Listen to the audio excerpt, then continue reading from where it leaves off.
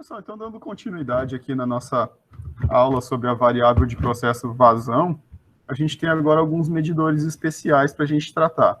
A gente já trabalhou sobre os medidores primários ou deprimogênicos, a gente trabalhou sobre os medidores lineares e agora alguns medidores especiais.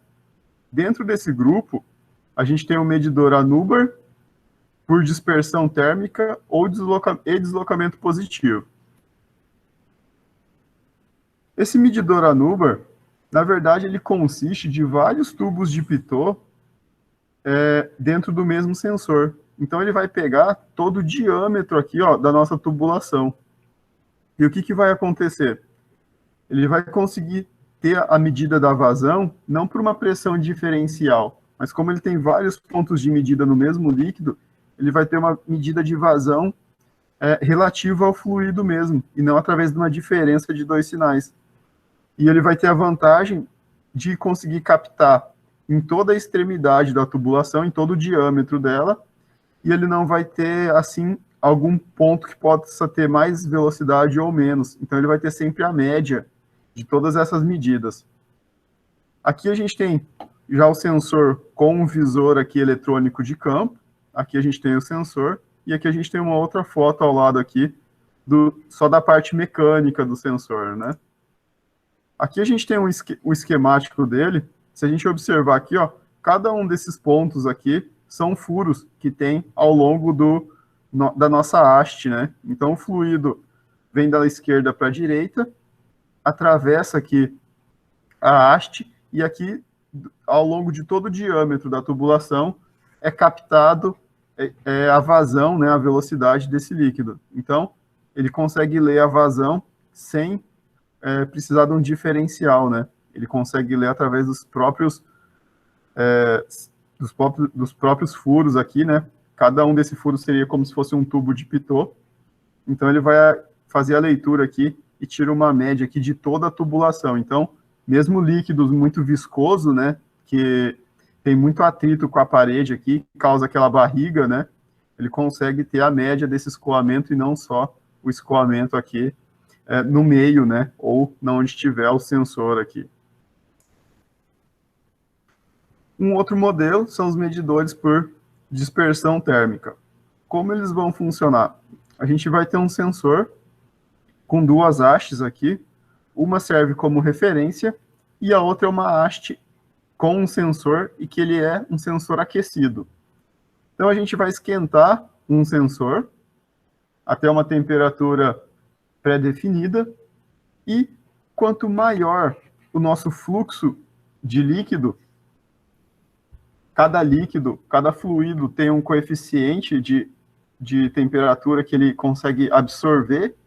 Então, quanto mais líquido passa, mais temperatura ele rouba desse sensor. Então, ele consegue medir pelo quanto de temperatura está se perdendo aqui a vazão do nosso fluido. Então, é um outro método aí um método especial de estar realizando essa medida através da temperatura.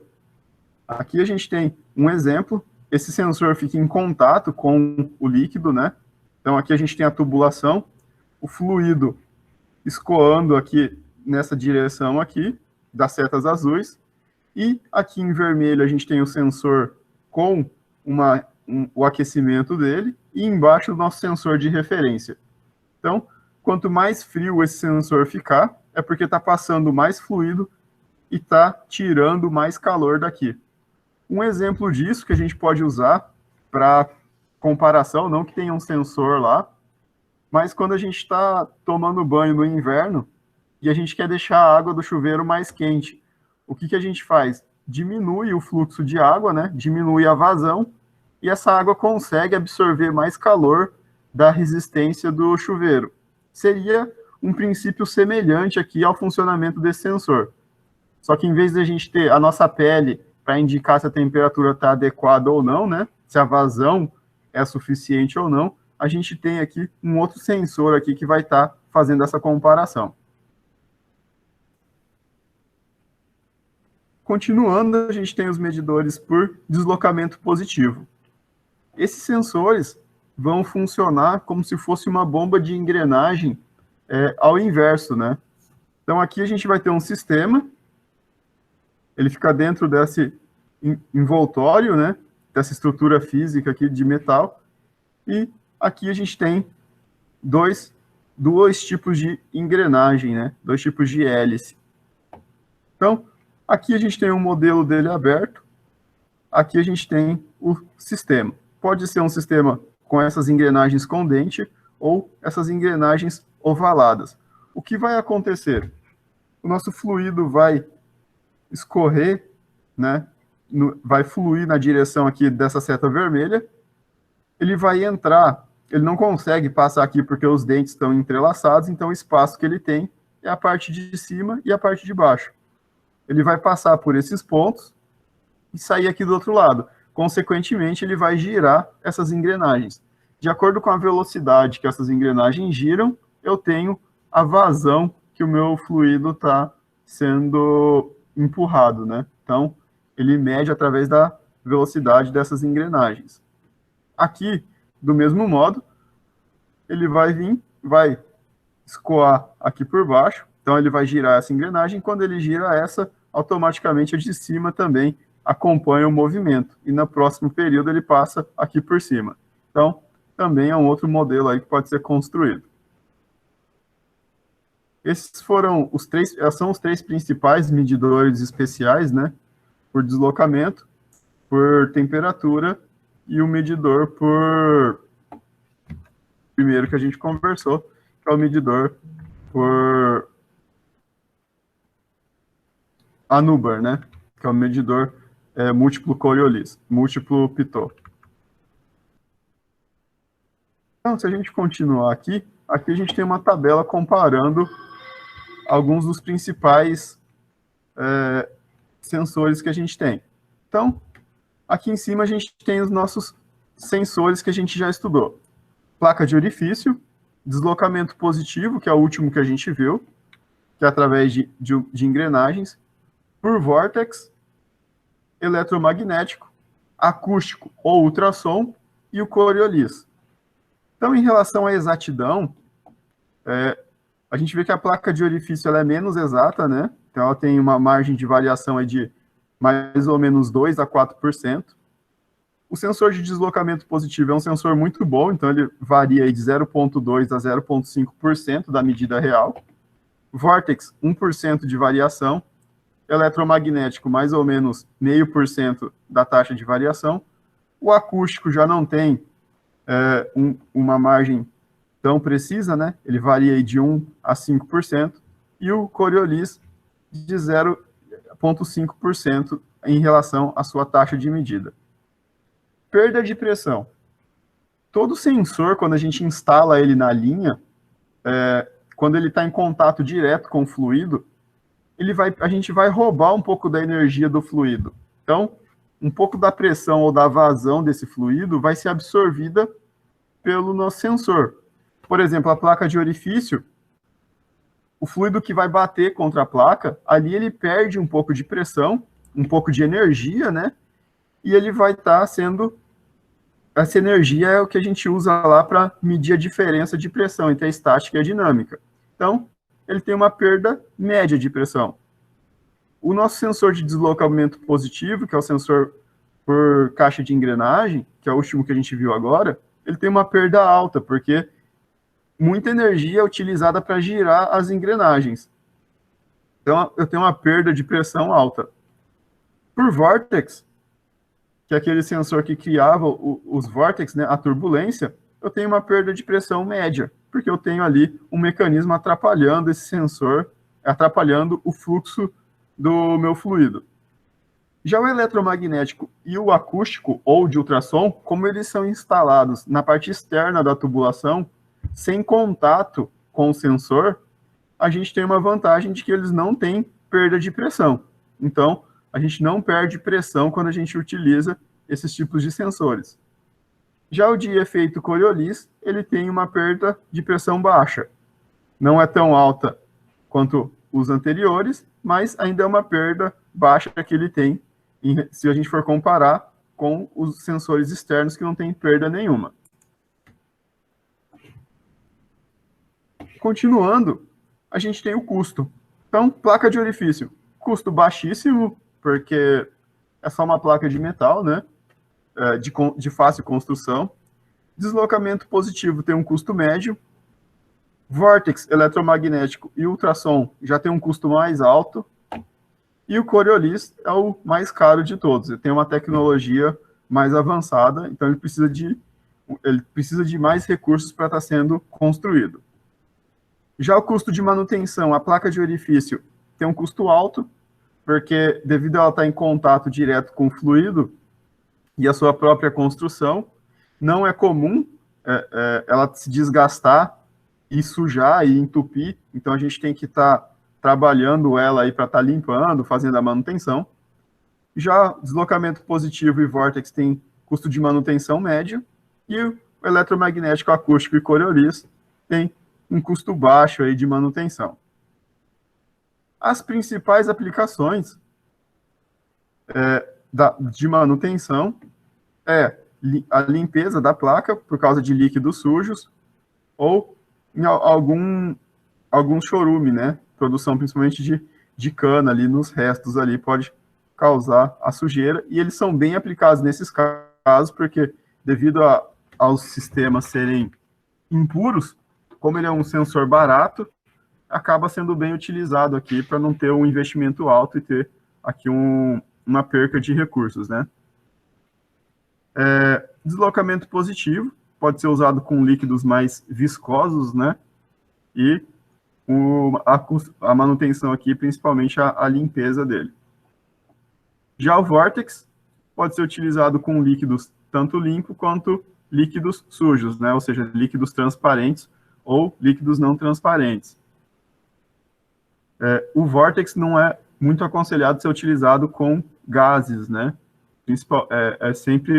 Ele é mais preciso, né? Ele consegue essa taxa aqui e mais eficiente trabalhando com líquidos. Eletromagnético trabalha com líquido limpo, né? Ou pode ser viscoso, pode ser líquido sujo também, por condutor ou por chorume, né? Que seria um produto químico ainda mais corrosivo, mais destrutivo. Então, como ele fica externo à tubulação, ele consegue trabalhar com praticamente qualquer tipo de fluido. O acústico segue o mesmo princípio, né? Só tomar cuidado porque líquidos sujos ou contaminados, eles podem acontecer de as partículas interferirem na projeção de ultrassom. Então, talvez diminua um pouco mais essa exatidão aqui do nosso sensor. E o Coriolis trabalha com líquidos, limpos ou sujos, pode ser viscoso, e alguns sensores Coriolis podem trabalhar com chorume também. O tamanho máximo da tubulação, ou recomendado, né, para cada um desses tipos de sensor, orifício de 10 a 30 polegadas, deslocamento positivo não tem limitação, então a gente pode usar aí praticamente com qualquer tamanho de tubulação. Vórtex de 10 a 20, eletromagnético 5 polegadas, porque devido às ondas eletromagnéticas, né, tem um limite aí de distância para ele funcionar adequadamente. O acústico de 5 a 30 e o Coriolis também não tem limitação. Então, o tamanho da tubulação é uma das limitações aqui na hora da gente escolher o nosso sensor.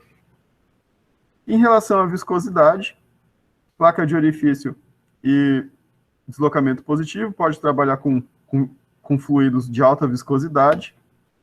O Vortex, fluidos de média viscosidade. E eletromagnético, acústico e Coriolis, eles não têm limitação aqui quanto ao tipo de viscosidade. E nem não causa nenhum tipo de efeito também na viscosidade. E o range deles, né, de 4 a 1, então é uma taxa de precisão de 4 para 1, de 10 para 1 no deslocamento positivo, mais preciso, o Vortex 10 para 1, o eletromagnético tem uma rangeabilidade aqui de 40 para 1, então é um sensor bem preciso, o acústico 20 para 1 e o Coriolis 10 para 1. Então, aqui a gente tem nessa tabela aqui um resumo dos principais sensores que a gente viu. Não estão todos aqui, mas os principais estão aqui. Então, resumindo, a gente tem essa árvore aqui, onde a gente tem os medidores indiretos, utilizando fenômenos intimamente relacionados à quantidade de fluido passante, ou os deprimogênios encontram-se nessa categoria. Então, perca de carga variável com área constante, tubo de Pitot, tubo de Venturi, tubo Dow, Anuber e placa de orifício. Aqui a gente pode colocar também os Venturis aqui dentro. Então, todos aqueles sensores primários lá, eles entram aqui. Área variável ou perca constante, a gente tem o rotômetro. Medidores diretos de volume de fluido passante, então, medidores que entram em contato. A gente tem deslocamento positivo do fluido. A gente tem lá as engrenagens, rodas ovais, né, que a gente viu com engrenagem ou roda. Pode ser utilizado alguns tipos de pistão flutuante ou disco nutante, também são dois outros tipos de sensores. E velocidade de impacto, a gente tem os tipos hélice e turbina. E os medidores especiais, a gente tem eletromagnetismo, o de vórtex, ultrassom, Callias Partial, que é para medidores de canal aberto, que a gente vai ver posteriormente, e o Coriolis. Então, a gente tem aqui uma árvore aqui estruturada para separar aqui cada classe dos instrumentos. Então, trabalhar agora sobre os medidores de canais abertos.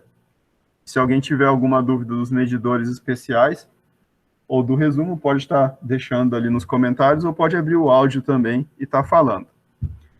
Então, a gente tem aqui alguns sensores do tipo, para canais abertos, a gente tem os sensores tipo calha de Partial, né, ou a estrutura, ou calhas Palmer-Boulos, e a gente tem os vertedouros, que eles podem ser triangulares, retangulares, circulares, entre outros formatos, né? Às vezes hexagonais também, então, outros formatos que podem vir a ser desenvolvidos. Como funciona um medidor de canal aberto? Vamos falar do calha de Partial primeiro. Então, essa estrutura em azul aqui dessa foto em esquerda é a calha de Partial. Então, a gente vai ter nesse canal, pode ser usado em tratamento de esgoto, em usinas de tratamento de água, no caso da foto à direita aqui, né? Então, a água vai entrar, ela vai passar aqui nesse canal, nessa calha, né, que a gente chama, e aqui a gente pode ter um elemento, a gente chama a calha de elemento primário, a gente pode ter um elemento secundário. Pode ser uma régua graduada, um sensor de ultrassom, um sensor de boia. Então, a gente pode ter alguns sensores aqui para estar realizando a medida dessa vazão, complementando aqui a calha de Partial. Então, aqui a gente tem uma calha pronta, né, que ela foi instalada aqui, construída em material em polímero, né, material plástico. E aqui do lado a gente tem uma calha que ela foi dimensionada e construída já direto com a própria alvenaria, né, do sistema. Então, continuando, aqui a gente tem a calha, ela vai atravessar, aqui a gente tem a leitura e ela também gera uma turbulência aqui na saída dela. E aqui a gente tem o estreitamento, né? Outra visão aqui, e o fluxo de água aqui. Nesse ponto aqui a gente consegue gerar, onde a gente tem o estreitamento, a gente consegue instalar os nossos elementos de medida secundários. Os medidores em canais abertos do tipo Palmer-Boulos. Então, diferentemente da calha da Partial, que a gente viu aqui que ela tinha esse formato parecendo aqui um tubo com uma garganta, né? Aqui a gente vai ter um formato mais arredondado. Aqui vocês podem observar que tem uma régua graduada e uma estrutura aqui nesse segundo caso. A calha de Palmer-Boulos ela pode ser aberta desse tipo ou ela pode ser fechada. E a gente instala um sensor aqui, normalmente de ultrassom, que ele vai realizar essa medida desse fluxo. Para a gente medir canal aberto, os dois modelos de calha se concentram em quê? Determinar uma estrutura aqui, onde a gente já conheça o volume, para, conhecendo o volume, conhecendo a área, né? Então a gente calcula o volume que está passando aqui de acordo com a altura. E como o fluido aqui, em canal aberto ele tem sempre uma velocidade constante, né? A gente consegue estar calculando aí o quanto de... Porque é a ação da gravidade, então essa velocidade ela se mantém. A gente consegue estar calculando a vazão aí através dessa relação. Então, elementos de canais abertos, né, medidores de canais abertos, normalmente precisam de elementos secundários. Então, de que forma que a gente usa esses elementos secundários? Tanto em invertedouro, que a gente vai ver daqui a pouco, quanto nas calhas, a gente emprega medidores de nível que pode ser do tipo boia, do tipo capacitivo, resistivo, pressão diferencial, ultrassônico, todos aqueles medidores de nível que a gente viu. Porque como a gente já tem, devido à inclinação do terreno, a velocidade e as calhas ou os vertedouros já nos dão a área desse líquido, né, a área e o volume, então a gente só precisa medir o nível, né, a altura, para estar conseguindo colocar ali na equação e gerando a nossa vazão. Então, é uma medida, não é uma medida direta, né, é uma medida indireta, a gente utiliza das equações e das relações entre as variáveis de processo para estar realizando essa leitura de vazão aí em canais abertos, em canais, né? Então, vai utilizar aqui o princípio dos vasos comunicantes e vai garantir que o nível do poço e o do canal tem que ser o mesmo, né?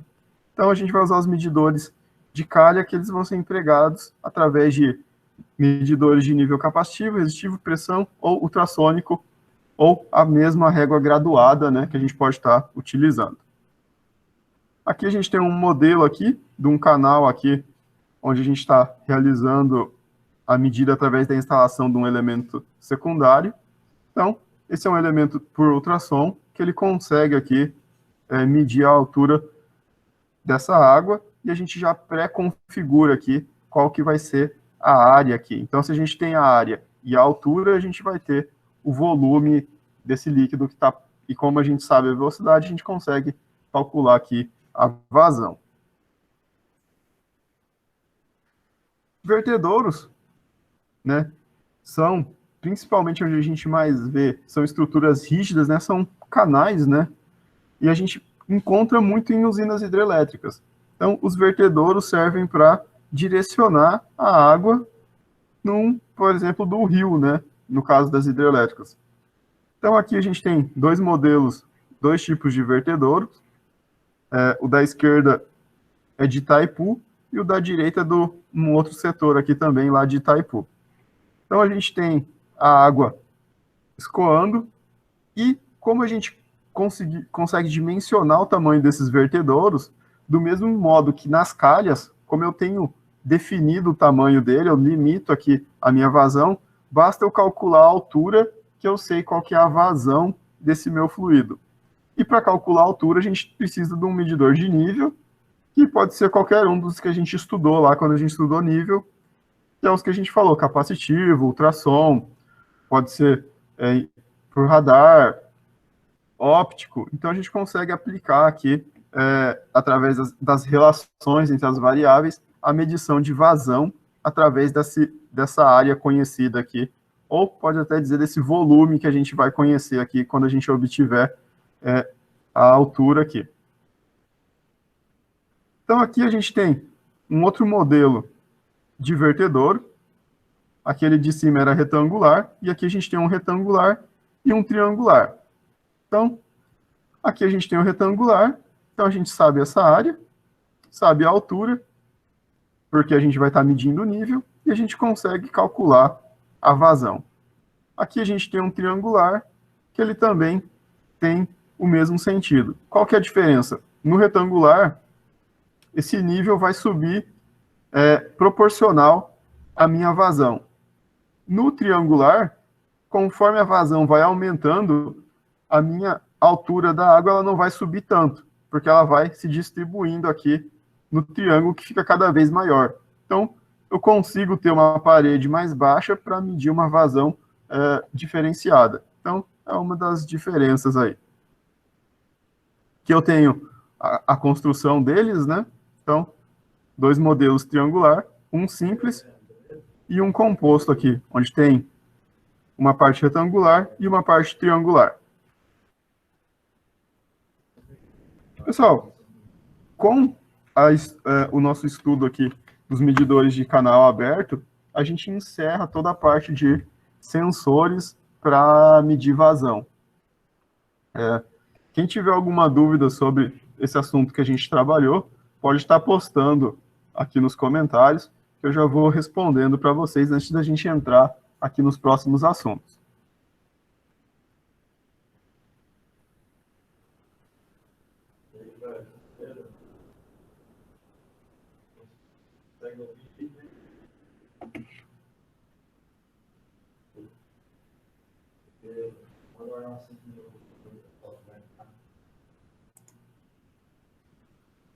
Certo, pessoal. Se ninguém tem dúvidas, vamos dar prosseguimento aqui. Então, continuando, vamos falar agora dos transmissores, calibração, dos relatórios de calibração e segurança na medição de vazão. Então, quando a gente fala dos transmissores de vazão, eles vão seguir o mesmo princípio que os transmissores de pressão e transmissor de nível. Eles vão colher esse sinal por algum desses sensores que a gente estudou, vão converter esse sinal para um protocolo conhecido, pode ser 0 a 10, 4 a 20 mA, 0 a 10 volts.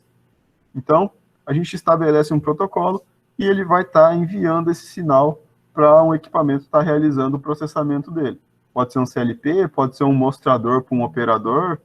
Então, os transmissores têm essa função aí de converter o sinal e enviar.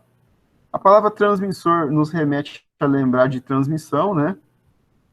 Mas a gente tem que recordar, né, lá, que transmissor, muitas vezes, ele incorpora nessa função de transdutor, que é de converter, e a função de enviar e transmitir esse sinal. Então, quando a gente vê transmissor, a gente pode subentender que a gente está falando dessas duas funções, né, de converter esse sinal para um sinal padronizado e de fazer com que seja enviado esse sinal até o receptor do outro lado da linha. Pode ser um CLP, pode ser uma IHM para mostrar para o operador. Então, a gente tem essas variações. Calibração de instrumentos de vazão. Então, como a gente observou ao longo do estudo dos sensores, a gente viu que a gente depende muito dos canais abertos do volume, né, da área que a gente tem ali no vertedouro, nas calhas de Partial, nas calhas de bolos. Então, a gente precisa saber e ter a precisão da construção desses canais.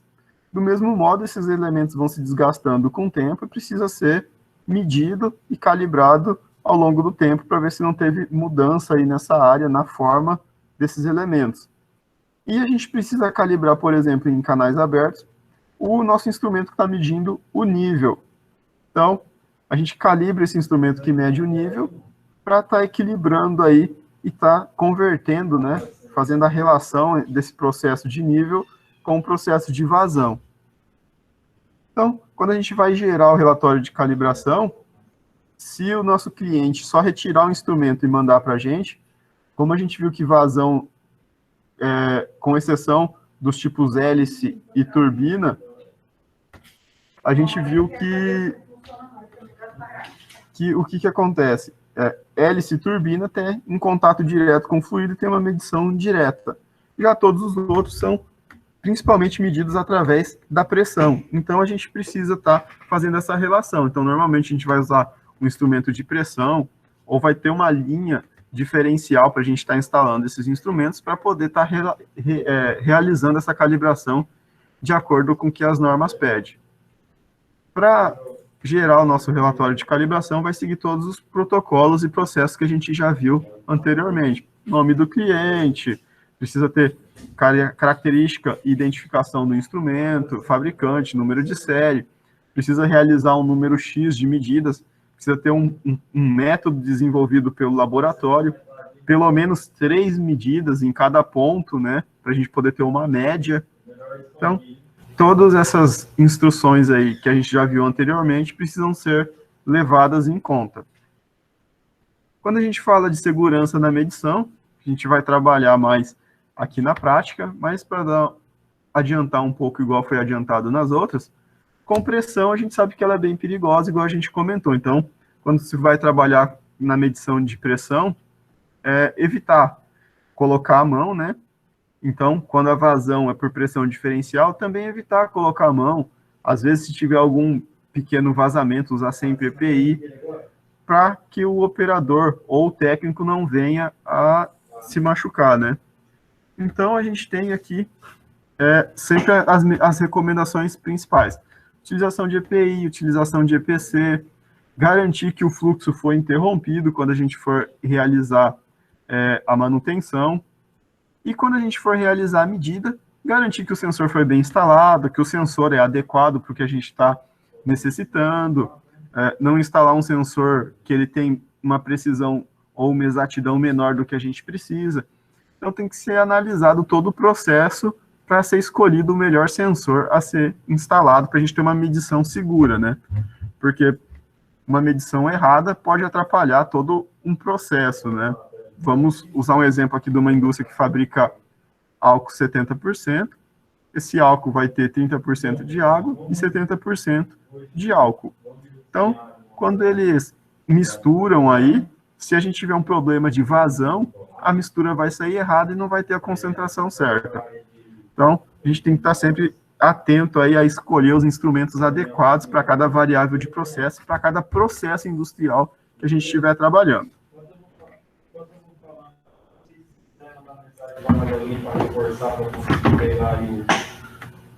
Pessoal, quem tiver alguma dúvida aí, pode estar colocando aí. Com esses últimos tópicos aqui, a gente vai encerrar essa parte de apresentação aqui da variável de vazão. Então, a gente faz o fechamento, né? E a gente vai estar agora tirando algumas dúvidas que vocês possam vir a ter aí. Um abraço para vocês aí e bom estudo.